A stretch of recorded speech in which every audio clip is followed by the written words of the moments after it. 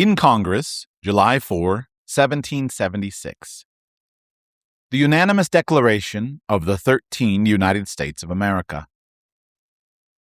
When in the course of human events it becomes necessary for one people to dissolve the political bands which have connected them with another, and to assume among the powers of the earth the separate and equal station to which the laws of nature and of nature's God entitle them, a decent respect to the opinions of mankind requires that they should declare the causes which impel them to the separation.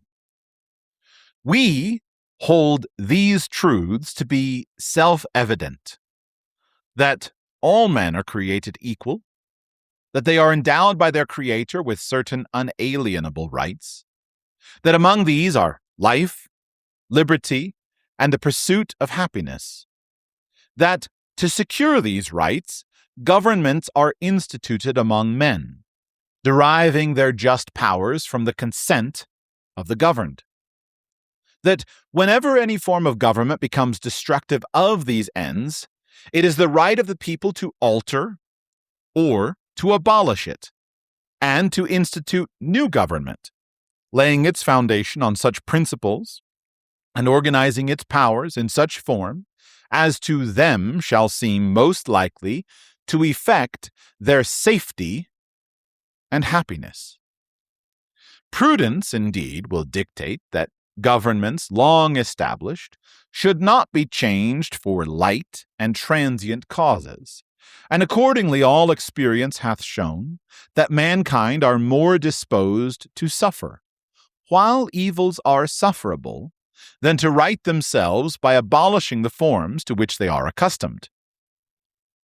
But when a long train of abuses and usurpations, pursuing invariably the same object, evinces a design to reduce them under absolute despotism, it is their right, it is their duty to throw off such government and to provide new guards for their future security.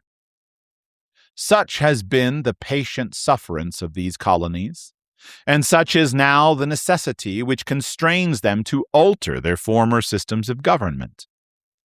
The history of the present King of Great Britain is a history of repeated injuries and usurpations, all having in direct object the establishment of an absolute tyranny over these states. To prove this, let facts be submitted to a candid world.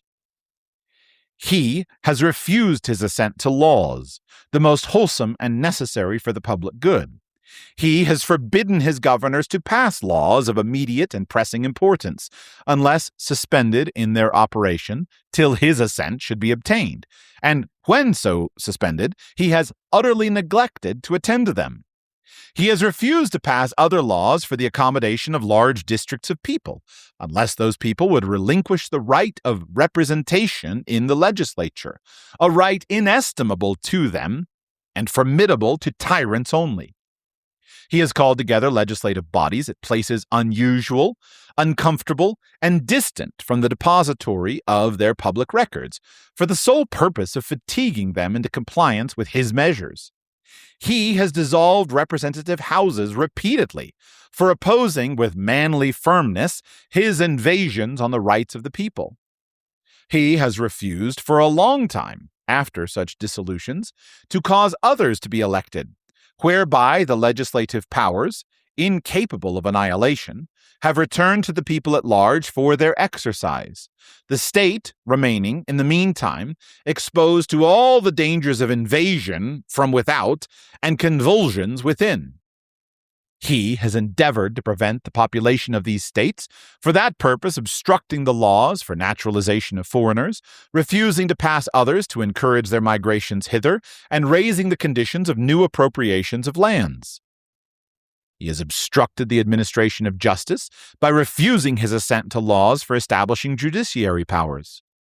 He has made judges dependent on his will alone for the tenure of their offices and the amount and payment of their salaries. He has erected a multitude of new offices and sent hither swarms of officers to harass our people and eat out their substance. He has kept among us, in times of peace, standing armies without the consent of our legislatures.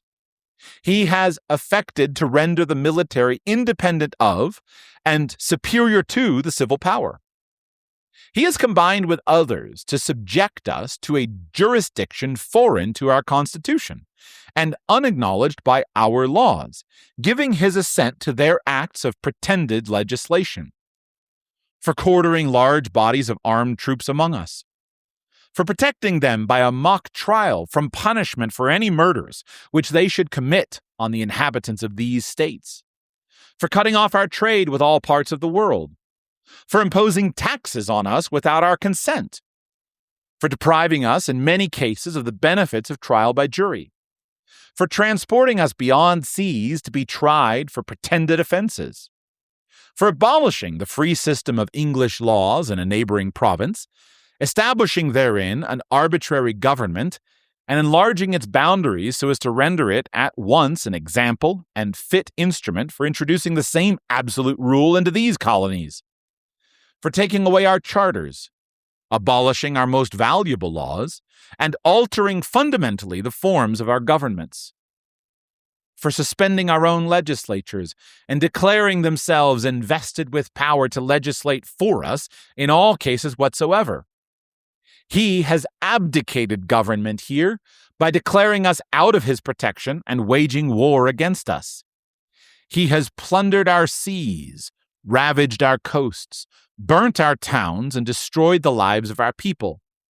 He is at this time transporting large armies of foreign mercenaries to complete the works of death, desolation, and tyranny, already begun with circumstances of cruelty and perfidy scarcely paralleled in the most barbarous ages, and totally unworthy the head of a civilized nation. He has constrained our fellow citizens taken captive on the high seas to bear arms against their country, to become the executioners of their friends and brethren, or to fall themselves by their hands. He has excited domestic insurrections amongst us, and has endeavored to bring on the inhabitants of our frontiers the merciless Indian savages, whose known rule of warfare is an undistinguished destruction of all ages, sexes, and conditions. In every stage of these oppressions, we have petitioned for redress in the most humble terms. Our repeated petitions have been answered only by repeated injury. A prince whose character is thus marked by every act which may define a tyrant is unfit to be the ruler of a free people. Nor have we been wanting in attentions to our British brethren. We have warned them from time to time of attempts by their legislature to extend an unwarrantable jurisdiction over us. We have reminded them of the circumstances of our emigration and settlement here. We have appealed to their native justice and magnanimity, and we have conjured them by the ties of our common kindred to disavow these usurpations, which would inevitably interrupt our connections and correspondence. They too have been deaf to the voice of justice and of consanguinity. We must therefore acquiesce in the necessity which denounces our separation, and hold them, as we hold the rest of mankind, enemies in war, in peace, friends.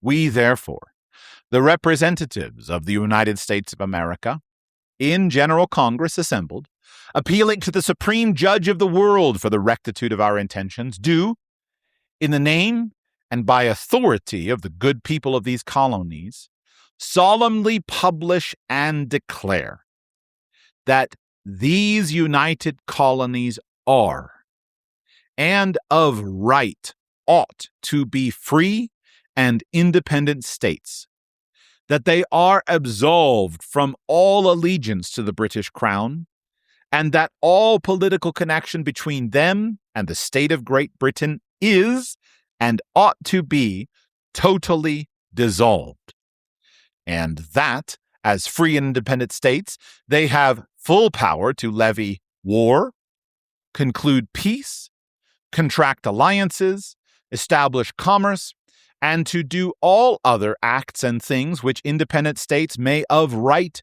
do. And for the support of this declaration, with a firm reliance on the protection of divine providence, we mutually pledge to each other our lives, our fortunes, and our sacred honor. From Georgia, Button Gwinnett, Lyman Hall, George Walton. North Carolina, William Hooper, Joseph Hughes, John Penn. South Carolina, Edward Rutledge, Thomas Hayward Jr., Thomas Lynch Jr., Arthur Middleton. Maryland, Samuel Chase, William Paca, Thomas Stone, Charles Carroll of Carrollton. Virginia, George Wythe, Richard Henry Lee, Thomas Jefferson, Benjamin Harrison, Thomas Nelson Jr., Francis Lightfoot Lee, Carter Braxton. Pennsylvania, Robert Morris, Benjamin Rush, Benjamin Franklin, John Morton, George Clymer, James Smith, George Taylor, James Wilson, George Ross. Delaware, Caesar Rodney, George Reed, Thomas McKean. New York, William Floyd, Philip Livingston, Francis Lewis, Lewis Morris. New Jersey, Richard Stockton, John Witherspoon, Francis Hopkinson, John Hart, Abraham Clark. New Hampshire, Josiah Bartlett, William Whipple. Massachusetts, John Hancock, Samuel Adams, John Adams, Robert Treat Payne, Elbridge Gerry. Rhode Island, Stephen Hopkins, William Ellery. Connecticut, Roger Sherman, Samuel Huntington, William Williams, Oliver Wolcott. New Hampshire also, Matthew Thornton.